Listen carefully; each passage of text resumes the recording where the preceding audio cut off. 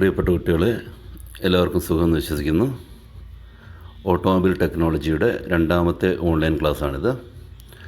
ആദ്യത്തെ ക്ലാസ്സിൽ transmission system എന്താണെന്നും അതിൻ്റെ പ്രവർത്തനം വളരെ ലളിതമായും നിങ്ങൾ മനസ്സിലാക്കി. ഇന്നത്തെ ക്ലാസ് ക്ലച്ചുമായി ബന്ധപ്പെട്ട വളരെ ബേസിക്കായിട്ടുള്ള കുറച്ച് തിയറി കാര്യങ്ങൾ പറഞ്ഞു തരാൻ വേണ്ടിയിട്ടാണ്. അതോടൊപ്പം നമ്മുടെ വാഹനങ്ങളിൽ ഏറ്റവും കൂടുതലായി ഉപയോഗിക്കുന്ന ഒരു സിംഗിൾ ഡിസ്ക് ഫ്രിക്ഷൻ ക്ലച്ചിൻ്റെ ഘടനയും പ്രവർത്തനവും കൂടി വ്യക്തമാക്കി തരാൻ ശ്രമിക്കുന്നു. ക്ലച്ചിനെ സംബന്ധിച്ച് നമ്മൾ മനസ്സിലാക്കേണ്ട കാര്യങ്ങൾ: ഒന്നാമത്, പർപ്പസ് ഓഫ് ക്ലച്ച്. ക്ലച്ച് എന്തിനാണ് വാഹനങ്ങളിൽ ഉപയോഗിക്കുന്നത്? അത് ഏറെക്കുറെ നിങ്ങൾക്കിപ്പോൾ മനസ്സിലായിട്ടുണ്ടാവണം കഴിഞ്ഞ ക്ലാസ് കൊണ്ട് തന്നെ. അടുത്തത്, ഫങ്ഷൻസ് ഓഫ് ക്ലച്ച്. ക്ലച്ച് വാഹനത്തിൽ എന്തൊക്കെ പ്രവൃത്തികൾ ചെയ്യണം? മൂന്നാമത്തേത്, റിക്വയർമെൻറ്റ്സ് ഓഫ് ക്ലച്ച്, അഥവാ ഒരു നല്ല ക്ലച്ചിൽ ഉണ്ടായിരിക്കേണ്ട ഗുണങ്ങൾ എന്തൊക്കെയാണ്? പിന്നെ ടൈപ്സ് ഓഫ് ക്ലച്ച്. വിവിധങ്ങളായ ക്ലച്ചുകളുണ്ട്, ഏതൊക്കെയാണെന്നുള്ളതിൻ്റെ അവയുടെ പേരുകൾ നമുക്കിന്ന് മനസ്സിലാക്കാം. പിന്നെ ക്ലച്ച് ആക്ച്വേറ്റിംഗ് മെക്കാനിസംസ്. ക്ലച്ച് എങ്ങനെയൊക്കെയാണ് വാഹനങ്ങളിൽ പ്രവർത്തിപ്പിക്കുന്നത്, ക്ലച്ച് പ്രവർത്തിപ്പിക്കാൻ വേണ്ടി ഉപയോഗിക്കുന്ന വ്യത്യസ്തങ്ങളായ മെക്കാനിസങ്ങൾ ഏതൊക്കെയാണ്? ഇത്രയും കാര്യങ്ങളാണ് ഇന്ന് നിങ്ങൾക്ക് ഞാൻ പറഞ്ഞു തരാൻ പോകുന്നത്. ഒരു തരത്തിലുള്ള ക്ലച്ച് മാത്രമല്ല, ഈ ചിത്രത്തിൽ നിങ്ങളിപ്പോൾ കണ്ട പോലത്തെ ക്ലച്ച് മാത്രമല്ല ഉള്ളത്. അതാണ് ഏറ്റവും കൂടുതൽ ഉപയോഗിക്കുന്നതെന്ന് പറഞ്ഞാലും വ്യത്യസ്തങ്ങളായ ക്ലച്ചുകളുണ്ട്, പല വണ്ടികളിലും ഉപയോഗിക്കുന്നുണ്ട്. ഡിഫറെൻറ്റ് ടൈപ്സ് ഓഫ് ക്ലച്ചസ് എന്തൊക്കെയാണെന്നുള്ള ജസ്റ്റ് പേര് മാത്രമേ ഇന്ന് നോക്കാം, പിന്നീട് വിശദമായിട്ടൊക്കെ പറഞ്ഞു തരാം.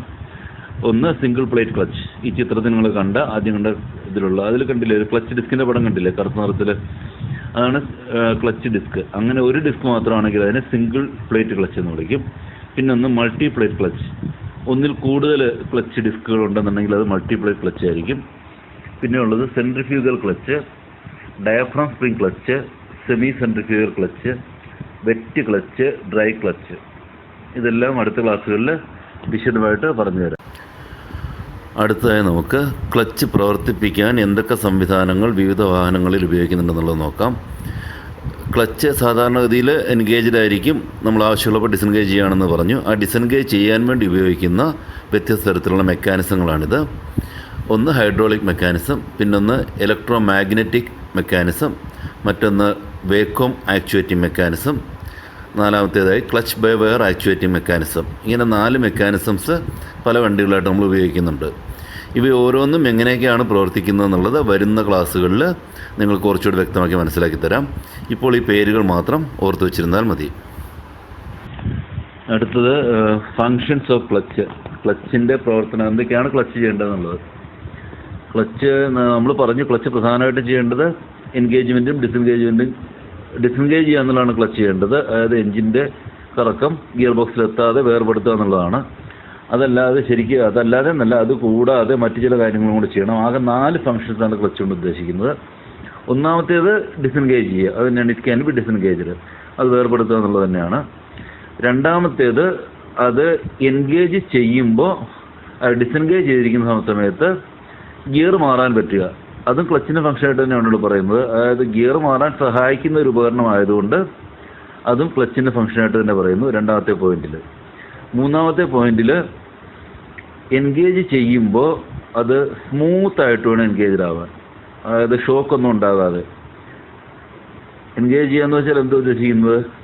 കറങ്ങിക്കൊണ്ടിരിക്കുന്ന ഭാഗങ്ങൾ കൂട്ടിയിണക്കുക ചെയ്യുന്നത്. അപ്പോൾ അത് സ്മൂത്തായിട്ട് എൻഗേജ്ഡ് ആവണം. അതാണ് മൂന്നാമത്തെ ക്ലച്ചിൻ്റെ ഫംഗ്ഷനായിട്ട് പറയുന്നത്. നാലാമത്തെ ഫംഗ്ഷൻ,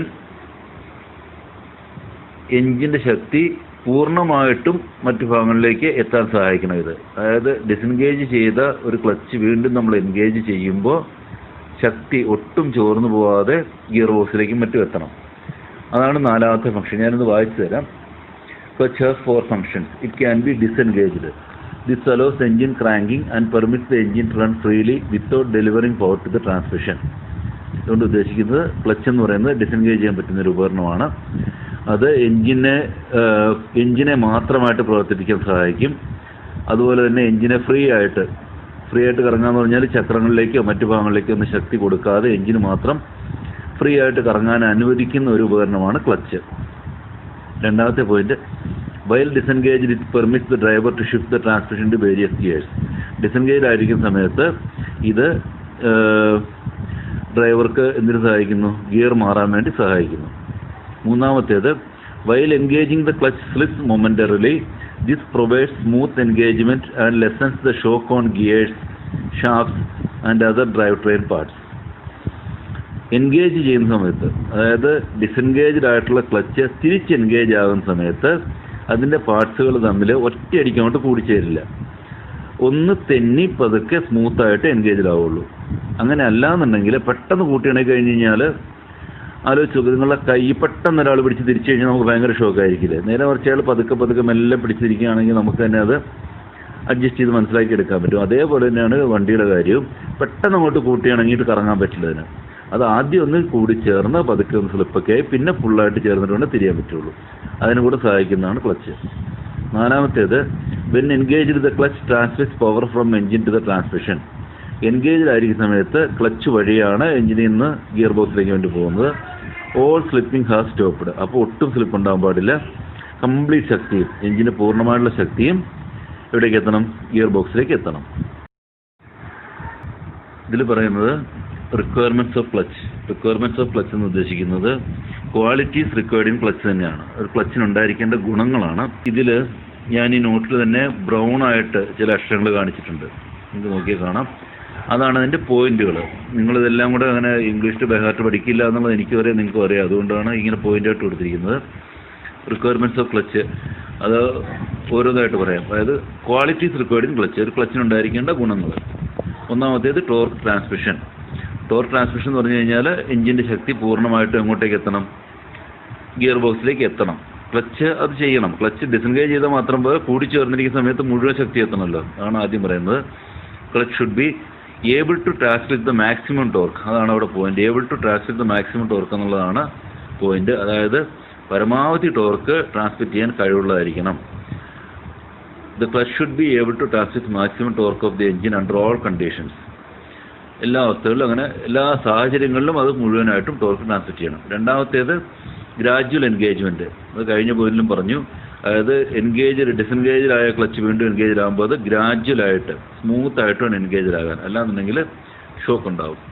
മൂന്നാമത്തെ point heat dissipation. Heat dissipation കൊണ്ട് ഉദ്ദേശിക്കുന്നത് അവിടെ ബ്രൗണിൽ എഴുതിയിരിക്കുന്ന നോക്കൂ, sufficient area and the mass to absorb heat. അതായത് ചൂട് വലിച്ചെടുക്കാനും മാത്രമുള്ള അതിന് ഏരിയ ഉണ്ടായിരിക്കണം, എന്താ പറയുക, വിസ്തൃതി ഉണ്ടായിരിക്കണം. എന്തിനാണ്? അതായത് ക്ലച്ച് ഈ എൻഗേജും ഡിസെൻഗേജ് എല്ലാം ചെയ്യുന്ന സമയത്ത് ചൂടുണ്ടാകും. അപ്പോൾ അങ്ങനെ എപ്പോഴും ക്ലച്ച് പലപ്പോഴും പ്രവർത്തിപ്പിക്കാറുണ്ടല്ലോ നമ്മൾ. അങ്ങനെ എൻഗേജ് ഡിസെൻഗേജ് ചൂടായിക്കൊണ്ട് ഇരുന്ന് കഴിഞ്ഞാൽ ക്ലച്ച് തന്നെ കേടുവന്നു പോകാൻ സാധ്യതയുണ്ട്. അപ്പോൾ ഇങ്ങനെ ഈ എൻഗേജ്മെൻറ്റ് ഡിസെൻഗേജ് ഉണ്ടാകുന്ന ചൂട് വലിച്ചെടുക്കാനും പിന്നീട് കാറ്റ് തട്ടി വേഗം തന്നെ അത് ഇല്ലാതാകുകയും വേണം. അതിനാണ് ക്ലച്ചിനുണ്ടായിരിക്കേണ്ട ഒരു ഗുണമാണ് sufficient area and mass. Mass എന്ന് പറഞ്ഞാൽ അതിൻ്റെ വ്യാപ്തം ഉണ്ടായിരിക്കണം ടു അബ്സോർബ് ഹീറ്റ്. അടുത്ത point dynamic balancing. Dynamic balancing കൊണ്ട് എപ്പോഴും, അതായത് ഇതിൽ മാത്രമല്ല ഏത് പോയിന്റായാലും ഡൈനമിക് ബാലൻസിങ് കൊണ്ട് ഉദ്ദേശിക്കുന്നത് ഒന്നിച്ച് ചേർന്ന് പ്രവർത്തിക്കുന്ന കറങ്ങുകയും മറ്റും ചെയ്യുന്ന സാധനങ്ങളുടെ ഭാരം എല്ലായിടത്തും ഏതാണ്ട് ഒരുപോലെ ആയിരിക്കണം. ഫ്ലൈ വീലൊക്കെ നമ്മൾ പഠിച്ചിട്ടുള്ളതാണ്. ഫ്ലൈ വീലിൽ വീല്, ചക്രം, അതിനൊക്കെ ഒരേപോലെ ആയിരിക്കണം എല്ലായിടത്തും വെയിറ്റ്. ഫ്ലൈ വീലിന് തന്നെ ഒരു ഭാഗത്ത് വെയിറ്റ് കൂടുതലാണെങ്കിൽ എന്താ പറ്റുക? ആ ഭാഗത്തേക്ക് എപ്പോഴും ചാഞ്ഞുകൊണ്ടേയിരിക്കും. അതേപോലെ തന്നെ ക്ലച്ചിലെന്ന് വെച്ചാൽ ധാരാളം കോമ്പണൻസ് ഉണ്ട്. അത് കറങ്ങുമ്പോൾ എല്ലായിടത്തും അതിൻ്റെ ഭാരം ഏതാണ്ട് ഒരുപോലെ തന്നെ ആയിരിക്കണം. അതിൽ ഉപയോഗിച്ചിരിക്കുന്ന ഏതെങ്കിലും ഒരു സ്പ്രിങ്ങിന് മാത്രം ഭാരം കൂടുതലോ അങ്ങനെയൊന്നും ആവാൻ പാടില്ല. ആണ് ഡൈനമിക് ബാലൻസിങ് കൊണ്ട് ഉദ്ദേശിക്കുന്നത്. അഞ്ചാമത്തേത് സൈസ് സ്വാഭാവികമായിട്ട് നമ്മൾ പ്രതീക്ഷിക്കുന്നത് ചെറിയ സൈസ് ആയിരിക്കണം. ഇതിവിടെ നോക്കുക, occupy minimum amount of space. വണ്ടിയുടെ ഏതൊരു ഘടകവും അത് പ്രവർത്തിക്കുകയും വേണം, അതോടൊപ്പം തന്നെ വല്ലാതെ വലുതാവാനും പാടില്ല. ക്ലച്ചിന് എപ്പോഴും ഉണ്ടായിരിക്കേണ്ടത് മിനിമം എമൗണ്ട് ഓഫ് സ്പേസ് ആയിരിക്കണം ക്ലച്ച് എടുക്കുന്നത്. പിന്നെ വൈബ്രേഷൻ ഡാമ്പിങ് കൊണ്ട് ഉദ്ദേശിക്കുന്നത് ക്ലച്ച് തന്നെ പ്രവർത്തിക്കുമ്പോൾ യാതൊരു ഷോക്കോ സൗണ്ടോ ഒന്നും വണ്ടിയിലേക്ക് അത് കൊടുക്കാൻ പാടില്ല. അതാണ് വൈബ്രേഷൻ ഡാമ്പിങ് കൊണ്ട് ഉദ്ദേശിക്കുന്നത് ഇവിടെ. ഏഴാമത്തേത് ഇനേർഷ്യ എന്ന് പറഞ്ഞു കഴിഞ്ഞാൽ ഡിസെൻഗേജ്ഡ് ആയിക്കഴിഞ്ഞ് കഴിഞ്ഞാൽ, നമ്മൾ ക്ലച്ച് അപ്ലൈ ചെയ്ത് ഡിസെൻഗേജ് ആയിക്കഴിഞ്ഞാൽ ക്ലച്ചും അതുമായിട്ട് ബന്ധപ്പെട്ട ഭാഗങ്ങളിലെയും ചലനം പെട്ടെന്ന് നിൽക്കാൻ പറ്റണം. അതിനാണ് അവിടെ ഇനേർഷ്യ കൊണ്ട് ഉദ്ദേശിക്കുന്നത്. Part should have minimum inertia. ആ പോയിന്റാണ് ഓർത്തിരിക്കേണ്ടത്. ക്ലച്ചിൽ ഉപയോഗിക്കുന്ന പാർട്സിൻ്റെ ഇനേർഷ്യ എങ്ങനെ ഉണ്ടായിരിക്കണം എന്ന് ചോദിച്ചു കഴിഞ്ഞാൽ ഷുഡ് ഹാവ് മിനിമം ഇനേർഷ്യ എന്നുള്ള പോയിന്റ് ഓർത്തിരിക്കുക. അടുത്ത കുറച്ച് ഇമ്പോർട്ടൻറ്റ് പോയിന്റാണ് ക്ലച്ച് ഫ്രീ പെഡൽ പ്ലേ. ക്ലച്ചിന് പെഡൽ ഫ്രീ പ്ലേ അത് ആവശ്യത്തിനുണ്ടായിരിക്കണം. എന്താണ് ഈ ഫ്രീ പെഡൽ പ്ലേ എന്ന് പറഞ്ഞു കഴിഞ്ഞാൽ? ഫ്രീ പെഡൽ പ്ലേ എന്ന് പറഞ്ഞു കഴിഞ്ഞാൽ അതിപ്പോൾ ക്ലച്ച് ആയാലും ബ്രേക്ക് ആയാലും ഏതായാലും ഡ്രൈവർ ഡ്രൈവറുടെ കാലിലുള്ള പെഡലിലാണ് ഇത് പ്രവർത്തിക്കുന്നത്. നമ്മൾ കാറിൻ്റെ കാര്യമാണ് പറയുന്നത്. അപ്പോൾ കാല് വെച്ചാൽ ഉടനെ തന്നെ ഇത് പ്രവർത്തിക്കാൻ പാടില്ല. ഈ പെഡൽ സ്വല്പം ഒന്ന് മുന്നോട്ട് ചരിച്ചതിന് ശേഷം മാത്രമേ ക്ലച്ച് ആയാലും ബ്രേക്ക് ആയാലും ഒക്കെ പ്രവർത്തിക്കാൻ പാടുള്ളൂ. ആലോചിച്ച് നോക്കുമ്പോൾ ബ്രേക്കിൻ്റെ മുകളിൽ വണ്ടി ഓടിച്ചിട്ടുണ്ടെങ്കിൽ സമയത്ത് പെട്ടെന്ന് അറിയാതെ ഒന്ന് കാല് തട്ടി അല്ലെങ്കിൽ കാല് വെച്ചു, അപ്പം തന്നെ പെട്ടെന്ന് അങ്ങോട്ട് ബ്രേക്ക് ആയാലും എന്ത് പറ്റും? അത് ഭയങ്കര പ്രശ്നം ഉണ്ടാക്കും, വണ്ടി ആക്സിഡൻറ്റ് വരെ ഉണ്ടാവുക. അപ്പോൾ അത് കാല് വെച്ച് ഒന്ന് അമർത്തി, വേണമെന്ന് വെച്ച് അമർത്തിയാൽ മാത്രമേ ബ്രേക്ക് അപ്ലൈഡ് ആകാൻ പാടുള്ളൂ. അതേപോലെ തന്നെയാണ് ക്ലച്ചിൻ്റെ കാര്യം. ക്ലച്ചിന് കുറച്ചുകൂടെ പ്രത്യേകത എന്താ വെച്ച് കഴിഞ്ഞാൽ, മിക്കവാറും ഡ്രൈവർമാർ ക്ലച്ച് പെഡലിൻ്റെ മുകളിൽ കാല് വെച്ചിട്ട് വണ്ടി ഓടിക്കുക. അങ്ങനെ കാല് വെച്ചാൽ ഉടനെ ക്ലച്ച് ഡിസെൻഗേജ് ആയാൽ പല പ്രശ്നങ്ങളും ഉണ്ടാവും. ഒന്ന്, എഞ്ചിൻ്റെ ശക്തി മുഴുവനായിട്ട് പുറകിലേക്കൊന്നും എത്തില്ല, ക്ലച്ച് വേഗം തേഞ്ഞു പോകും, അങ്ങനെയൊക്കെ ഉണ്ടാകാം. അതുകൊണ്ട് ക്ലച്ച് പെഡൽ കുറച്ച് അങ്ങോട്ട് താഴെ പോയിട്ട് ശേഷം മാത്രമേ ക്ലച്ച് ഡിസെൻഗേജിലാകാൻ പാടുള്ളൂ. ആവശ്യമായ sufficient free pedal play must be provided. അതാണ് അവിടെ ഉണ്ടാകുന്നത്. അല്ലാന്നുണ്ടെങ്കിൽ ഈ ബ്രൗണിൽ എഴുതിയിരിക്കുന്ന പോയിന്റ് നോക്കൂ, റെഡ്യൂസ് വിയർ, അതായത് തേയ്മാനം ഉണ്ടാകും. ക്ലച്ചിൻ്റെ പാർട്സൊക്കെ തേയ്മാനമൊക്കെ സംഭവിക്കാം, ക്ലച്ച് വേഗം കേടുവന്നു പോകും, ചൂടാവുകയൊക്കെ ചെയ്യും. അപ്പോൾ അതുകൊണ്ട് അതിന് ആവശ്യമുള്ള ഫ്രീ പെഡൽ പ്ലേ ഉണ്ടായിരിക്കണം. 9ാമത്തേത് വളരെ സിമ്പിളാണ്, is of operation. Is of operation എന്ന് പറഞ്ഞു കഴിഞ്ഞാൽ ക്ലച്ചിൻ്റെ പ്രവർത്തനം വളരെ സിമ്പിളായിരിക്കണം. ഏത് അവസ്ഥയിലും, ഇപ്പോൾ സ്പീഡിൽ പോവുകയാണെങ്കിലും പതുക്കെ പോകണമെങ്കിൽ എങ്ങനെ ആയാലും നമുക്ക് ക്ലച്ച് പെട്ടെന്ന് തന്നെ പ്രവർത്തിപ്പിക്കണമെങ്കിൽ അതിന് പറ്റുന്നതായിരിക്കണം. അതാണ് ഈസ് ഓഫ് ഓപ്പറേഷൻ കൊണ്ട് ഉദ്ദേശിക്കുന്നത്. ഇതൊക്കെയാണ് ക്ലച്ചിനുണ്ടായിരിക്കേണ്ട ഗുണങ്ങൾ, റിക്വയർമെൻറ്റ്സ് ഓഫ് ദി ക്ലച്ച്. പോയിന്റ്സൊക്കെ നോട്ട് ചെയ്ത് വയ്ക്കുക, വൺ വേർഡ് ആയിട്ടോ അല്ലെങ്കിൽ ഏതെങ്കിലും ചിലത് പറയാൻ അങ്ങനെയൊക്കെ ചോദിക്കാം. നമുക്ക് ക്ലച്ചിൻ്റെ പ്രവർത്തനം വ്യക്തമായിട്ടൊന്നുകൂടെ മനസ്സിലാക്കാം. ആദ്യം ക്ലച്ചിൻ്റെ സ്ഥാനം ഈ ചിത്രത്തിൽ കാണിച്ചിരിക്കുന്ന പോലെ എൻജിൻ്റെയും ഗിയർ ബോക്സിൻ്റെയും ഇടയിലായിട്ട് ക്ലച്ചിൻ്റെ സ്ഥാനം. വളരെ ലളിതമായ ഒരു അനിമേഷൻ്റെ സഹായത്തോടെ ക്ലച്ചിൻ്റെ പ്രവർത്തനം നമുക്ക് കൂടുതൽ വ്യക്തമായി മനസ്സിലാക്കാൻ ശ്രമിക്കാം. ഈ വീഡിയോയിൽ കാണുന്നത് പോലെ 2 ഷാഫ്റ്റുകൾ, എൻജിൻ സൈഡിൽ ഒരു ഷാഫ്റ്റ് കാണാം, ട്രാൻസ്മിഷൻ സൈഡിലും ഒരു ഷാഫ്റ്റ് കാണാം. എൻജിൻ സൈഡിലെ ഷാഫ്റ്റ് എന്നുകൊണ്ട് ഉദ്ദേശിക്കുന്നത് ക്രാങ്ക് ഷാഫ്റ്റിൻ്റെ അറ്റം തന്നെയാണ്. ക്രാങ്ക് ഷാഫ്റ്റിൻ്റെ അറ്റത്ത് ഫ്ലൈ വീലിനെ ബോൾട്ടുകൾ ഉപയോഗിച്ച് ബലമായി പിടിപ്പിച്ചിരിക്കുന്നു. ക്രാങ്ക് ഷാഫ്റ്റ് കറങ്ങുമ്പോഴെല്ലാം അപ്പം ഫ്ലൈ വീൽ തിരിയുമെന്നുള്ള കാര്യം നിങ്ങൾക്കറിയാവുന്നതാണ്. ഈ കറക്കം അതേപടി ഗിയർ ബോക്സിലേക്ക് കടത്തിവിടുക എന്നുള്ളതാണ് ക്ലച്ചിൻ്റെ ഒരു പ്രധാന ധർമ്മം. ഫ്ലൈ വീലും ക്ലച്ച് അസംബ്ലിയും കറങ്ങുന്നതിനോടൊപ്പം തന്നെ ക്ലച്ച് അസംബ്ലിയുടെ ഉള്ളിൽ നിന്നും വരുന്ന ക്ലച്ച് ഷാഫ്റ്റും എൻജിൻ്റെ അതേ വേഗതയിൽ തിരിയുമ്പോൾ ട്രാൻസ്മിഷൻ പൂർണ്ണമാകും. പക്ഷേ എല്ലാ സമയത്തും ഇതേപോലെ കറങ്ങിക്കൊണ്ടിരുന്നു കഴിഞ്ഞാൽ ഗിയർ ബോക്സിനുള്ളിലുള്ള ഗിയറുകൾ ചേർന്ന് പ്രവർത്തിച്ചുകൊണ്ടിരിക്കുമ്പോൾ നമുക്ക് ഗിയർ മാറ്റാനും മറ്റും ബുദ്ധിമുട്ടാവും. ആ ഒരു ബുദ്ധിമുട്ട് പരിഹരിക്കാൻ, അതായത് ആവശ്യമായ അവസരങ്ങളിൽ എൻജിൻ്റെ കറക്കത്തെ, എൻജിൻ്റെ ടോർക്കിനെ ഗിയർ ബോക്സിൽ നിന്നും വേർപെടുത്താൻ വേണ്ടിയാണ് നമ്മൾ പ്രധാനമായിട്ടും ക്ലച്ച് ഉപയോഗിക്കുന്നത്. ക്ലച്ച് എൻഗേജ്ഡ് ആയിട്ടിരിക്കുന്ന അവസരങ്ങളിലെല്ലാം ഫ്ലൈ വീലും ക്ലച്ച് അസംബ്ലിയും ക്ലച്ച് ഷാഫ്റ്റുമെല്ലാം ഒരേ വേഗത്തിൽ കറങ്ങിക്കൊണ്ടിരിക്കും. ക്ലച്ച് അപ്ലൈ ചെയ്യുക എന്നുകൊണ്ട് ഉദ്ദേശിക്കുന്നത് ഫ്ലൈ വീലിനെയും ഫ്രിക്ഷൻ ഡിസ്കിനെയും വേർപെടുത്തുക എന്നുള്ളതാണ്. എൻജിൻ്റെ അറ്റത്ത് പിടിപ്പിച്ചിരിക്കുന്ന ഫ്ലൈ വീലിനോട് തൊട്ട് ഫ്രിക്ഷൻ ഡിസ്ക് അഥവാ ക്ലച്ച് ഡിസ്കിനെ സ്ഥാപിച്ചിരിക്കുന്നു. ക്ലച്ച് ഡിസ്ക് ഫ്ലൈ വീലിലേക്ക് അമർത്തി പിടിക്കുകയാണെങ്കിൽ അവ തമ്മിലുള്ള ഫ്രിക്ഷൻ മൂലം ക്ലച്ച് ഡിസ്കും ഫ്ലൈ വീൽ തിരിയുന്ന വേഗത്തിൽ തന്നെ തിരിയേണ്ടതായിട്ട് വരും. അമർത്തി പിടിക്കുകയാണെങ്കിൽ മാത്രം. അങ്ങനെ അമർത്തി നിർത്താൻ വേണ്ടി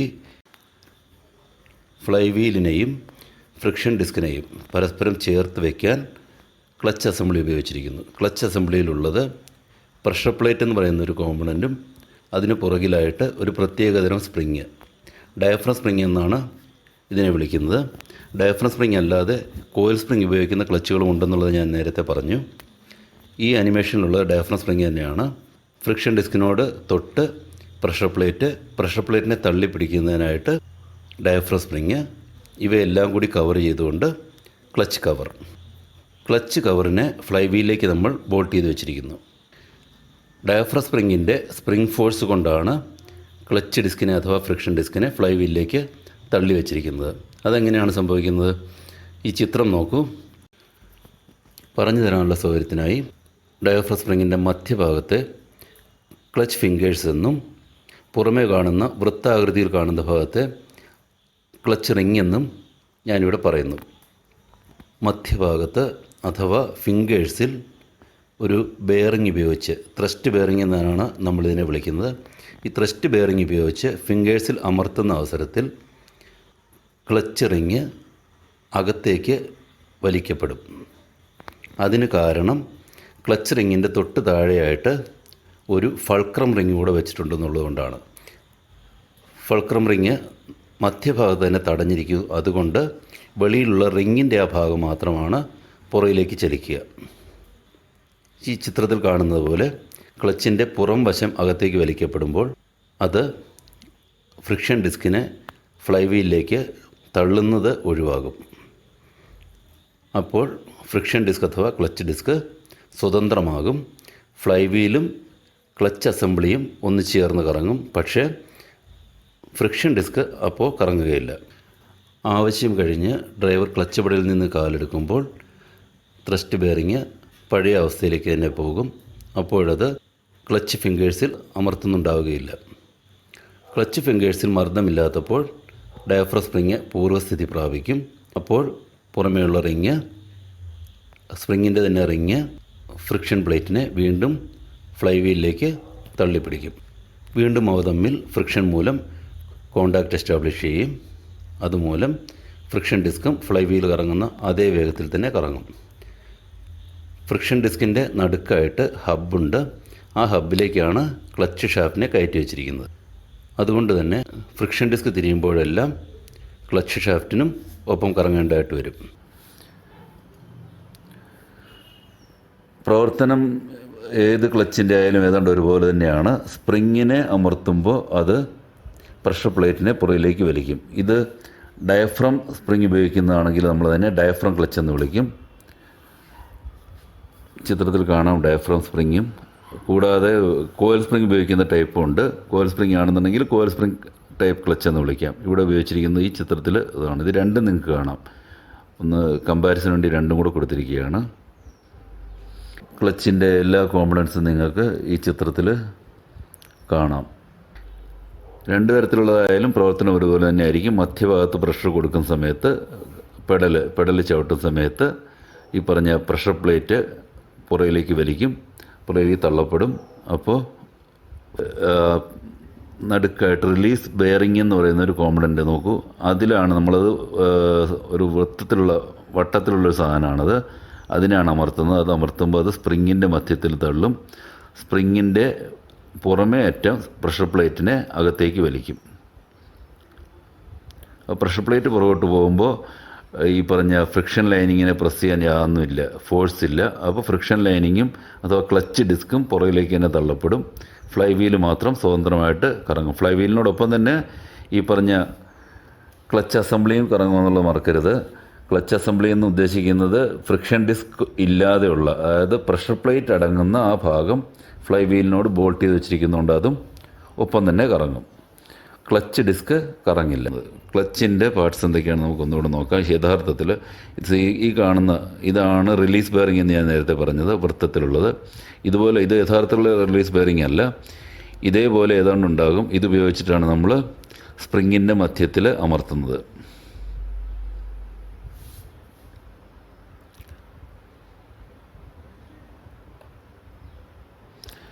സ്പ്രിങ്ങിൻ്റെ മധ്യത്തിൽ അമർത്തുമ്പോൾ സ്പ്രിങ്ങിൻ്റെ മറ്റേ അറ്റം പ്രഷർ പ്ലേറ്റിനകത്തേക്ക് വലിക്കും. അപ്പോൾ അതിൽ മുട്ടി നിൽക്കുന്ന ഈ പറഞ്ഞ ക്ലച്ച് ലൈനിങ്ങുമായിട്ടത് അകലും. ഇങ്ങനെയാണ് അസംബിൾ ചെയ്ത് വെച്ചിട്ടുണ്ടാവുക. Pressure plate, release bearing, release fork എന്നൊരു കോമ്പണൻ്റ് ഉണ്ട്. ഇതാണ് അതിൻ്റെ ഘടന. ആക്ച്വൽ കേസിൽ ഇതുപോലെ ഉണ്ടാവും കാണുമ്പോൾ.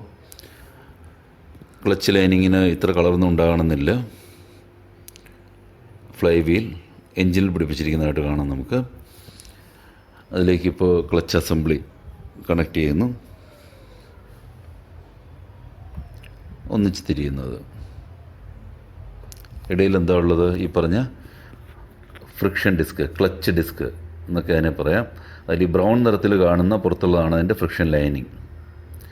ഇത് പ്രഷർ പ്ലേറ്റ് അടങ്ങുന്ന ക്ലച്ച് കവർ. വൃത്തത്തിലുള്ളത് പ്രഷർ പ്ലേറ്റ്, ഇത് ഡയഫ്രം സ്പ്രിങ്. ഇത് മൂന്നും അടങ്ങുന്നതാണ് ക്ലച്ച് അസംബ്ലി. അതിനെ റിലീസ് ചെയ്യാൻ വേണ്ടി ഉപയോഗിക്കുന്ന മെക്കാനിസം റിലീസ് ഫോർക്കും റിലീസ് ബെയറിങ്ങും ഫ്രിക്ഷൻ ഡിസ്ക് ഇതെല്ലാം കൂടെ ഒന്നിച്ചു കൂട്ടി ടോർക്ക് റഞ്ച് ഉപയോഗിച്ച് കൃത്യമായ ടോർക്ക് കൊടുത്ത് ഒരേപോലെ വേണം ടൈറ്റ് ചെയ്യാൻ. ഏതെങ്കിലും ഒരു ഭാഗത്ത് കൂടുതൽ ടൈറ്റ് ആയാലൊക്കെ പ്രശ്നമാകും. ഡയഫ്രം സ്പ്രിങ്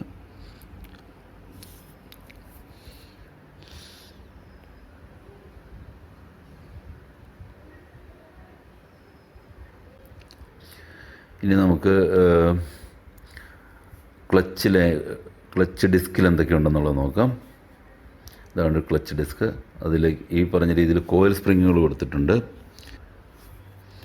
കറുത്ത് കാണുന്നതാണ് ഫ്രിക്ഷൻ ലൈനിങ്. നീല നിറത്തിലുള്ളത് കോയിൽ സ്പ്രിങ്ങുകൾ. അവയുടെ പേര് ടോർഷൻ സ്പ്രിങ് എന്നാണ്. അതിൻ്റെ ഉപയോഗം എന്താണെന്ന് പറഞ്ഞുതരാം. നടുക്കായിട്ടൊരു ഹബ്ബുണ്ട്. ആ ഹബ്ബിൻ്റെ നടുവിൽ ചാലുണ്ട്. ആ ചാലാണ് ക്ലച്ച് ഷാഫ്റ്റുമായിട്ട് കോർത്തിരുന്ന് ക്ലച്ച് ഷാഫ്റ്റിനെ കറക്കുന്നത്. ക്ലച്ച് ഷാഫ്റ്റാണ് ഗിയർ ബോക്സിലേക്ക് കറക്കം എത്തിക്കുന്നത്. ഒരു ക്ലച്ച് ഡിസ്കിൽ 2 ഫ്രിക്ഷൻ ലൈനുകൾ ചേർത്ത് വെച്ചിട്ടുണ്ടായിരിക്കും. ഈ 2 ഫ്രിക്ഷൻ ലൈനിങ്ങുകളും തമ്മിൽ ചേർത്ത് വെച്ചിരിക്കുന്നത് റിവെറ്റിംഗ് ഉപയോഗിച്ചിട്ടാണ്. അവയുടെ ഇടയിലായിട്ടൊരു സ്പ്രിങ് കൂടി കൊടുത്തിട്ടുണ്ട്. അതിൻ്റെ പേര് കുഷൻ സ്പ്രിങ് എന്നാണ്. 2 ഫ്രിക്ഷൻ ലൈനിങ്ങുകളുടെ ഇടയിൽ ഒരു ഷീറ്റ് പോലെയുള്ള ഒരു തരം സ്പ്രിങ്ങാണത്. അത് ഇടയിൽ കൊടുത്തിരിക്കുന്നത് ക്ലച്ച് എൻഗേജ്മെൻറ്റ് ഡിസെൻഗേജൊക്കെ നടക്കുന്ന സമയത്ത് ഒരു ചെറിയൊരു കുഷനിങ് കിട്ടാൻ വേണ്ടിയിട്ടാണ്. ഈ 2 ഫ്രിക്ഷൻ ലൈനിങ്ങുകളും കൂടി റിവെറ്റ് ഉപയോഗിച്ചിട്ട് പരസ്പരം ചേർത്ത് പിടിപ്പിച്ചിരിക്കുന്നു. നടുക്ക് കുഷൻ സ്പ്രിങ് ഉപയോഗിച്ച്. കുഷൻ സ്പ്രിങ്ങിന് ഉള്ളതുകൊണ്ട് ഗുണം ഇതാണ്. ഒന്ന്, അമരാനുള്ള ഒരു സൗകര്യം അതിനുണ്ട് 2 ഡിസ്കുകൾക്ക്. Torsion spring, cushion spring, friction lining, hub ഇതെല്ലാം കണ്ടാൽ പെട്ടെന്ന് തിരിച്ചറിയാനുള്ള അറിവുണ്ടായിരിക്കണം. ടോർഷൻ സ്പ്രിങ് എന്തിനാണ് ഉപയോഗിക്കുന്നത്? ക്ലച്ച് പെട്ടെന്ന് തിരിഞ്ഞു തുടങ്ങുമ്പോൾ പിരിച്ചിലൊക്കെ ഒഴിവാക്കാൻ വേണ്ടിയിട്ടാണ് ടോർഷൻ സ്പ്രിങ് ഉപയോഗിക്കുന്നത്.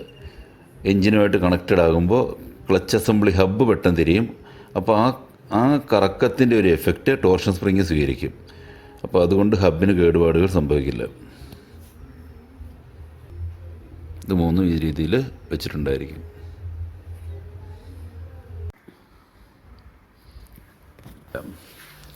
ഫ്രിക്ഷൻ ക്ലച്ചിൽ തന്നെ മറ്റൊരു വകഭേദമാണ് ഈ കാണുന്ന സെൻട്രിഫ്യൂഗൽ ക്ലച്ച്. ഇതിനെപ്പറ്റി നിങ്ങൾക്ക് വരുന്ന ക്ലാസ്സുകളിൽ പറഞ്ഞുതരാം. ഫ്ലൂയിഡ് ക്ലച്ച് ഇത് നമുക്ക് പഠിക്കാനുണ്ട്. ഇതിൽ ഫ്രിക്ഷൻ ഉപയോഗിക്കുന്നില്ല. ഹൈഡ്രോളിക് ഫ്ലൂയിഡ് ഫോഴ്സ് കൊണ്ടാണ് ഇത് പ്രവർത്തിക്കുന്നത്. അതുകൊണ്ടാണ് ഇതിനെ ഫ്ലൂയിഡ് ക്ലച്ച് എന്ന് വിളിക്കുന്നത്. വിവിധ തരത്തിലുള്ള ക്ലച്ചുകളാണ് ഈ കാണുന്നത്. ക്ലച്ച് ഈ ചിത്രത്തിൽ ഞാൻ വീഡിയോയിൽ കാണിച്ചത് കൂടാതെ പല ആകൃതിയിലും രൂപത്തിലുള്ള ക്ലച്ചുകളൊക്കെ മാർക്കറ്റിൽ അവൈലബിൾ ആണ്. വർക്ക്ഷോപ്പിലൊക്കെ ഏതെങ്കിലും കാണുമ്പോൾ കൺഫ്യൂഷൻ ആവരുത്. ഇതൊക്കെ ഡിഫറെൻറ്റ് ടൈപ്സ് ഓഫ് ഫ്രിക്ഷൻ ഡിസ്കിൻ്റെ ക്ലച്ച് ഡിസ്ക് അഥവാ രണ്ടും ഒന്ന് തന്നെയാണ്. ഫ്രിക്ഷൻ ഡിസ്ക് എന്നും ക്ലച്ച് ഡിസ്ക് എന്നും വിളിക്കും. അതിൻ്റെ പലതരത്തിലുള്ള പാറ്റേണുകളാണ് ഈ ചിത്രത്തിൽ കാണുന്നത്. ഇതെല്ലാം തന്നെ മാർക്കറ്റിൽ ഉള്ളതാണ്. ക്ലച്ച് അസംബ്ലിയുടെ ഡിഫറെൻറ്റ് ടൈപ്സ് ഓഫ് ക്ലച്ച് അസംബ്ലിയാണ് ഈ ചിത്രങ്ങളിൽ കാണുന്നത്. അപ്പോൾ ഇത്രയുമാണ് ക്ലച്ചിനെ പറ്റി നിങ്ങൾക്ക് പഠിക്കാനുള്ളത്. ക്ലച്ചിൻ്റെ പ്രവർത്തനമൊക്കെ വ്യക്തമായി മനസ്സിലാക്കി കാണുമെന്ന് വിചാരിക്കുന്നു. എന്തെങ്കിലും സംശയങ്ങളുണ്ടെന്നുണ്ടെങ്കിൽ എഴുതി ചോദിക്കുക.